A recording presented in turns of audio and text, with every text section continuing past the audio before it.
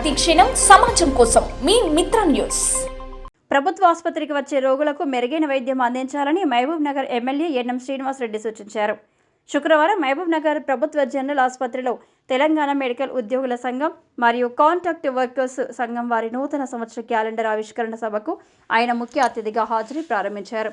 ఈ సందర్భంగా ఆయన మాట్లాడుతూ ఈ ఆసుపత్రిలో పనిచేయడం డ్యూటీగా కాకుండా బాధ్యతగా భావించాలని, ఆసుపత్రిలో పనిచేస్తున్న ప్రతి ఉద్యోగి రోగులను ఆప్యాయంగా పలకరించాలని ఆయన సూచించారు.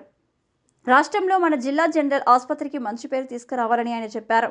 ఈ కార్యక్రమంలో superintendent doctor Sampath Kumar Singh, hospital development committee సభ్యులు doctor Samuel, Bejugam Raghavender, INTUC రాష్ట్ర నాయకులు Satyanarayana, municipal chairman Anand Goud, MUDA chairman Laxman Yadav, IMA అధ్యక్షులు డాక్టర్ రామ్మోహన్, రెడ్ క్రాస్ సంస్థ చైర్మన్ లయన్ నటరాజ్ తదితరులు పాల్గొన్నారు.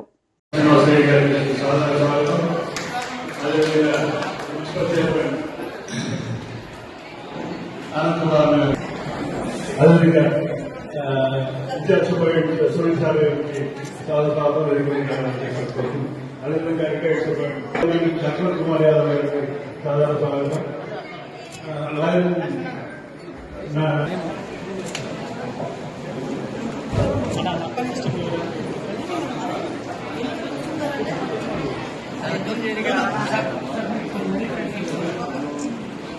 Sir 1 second sir.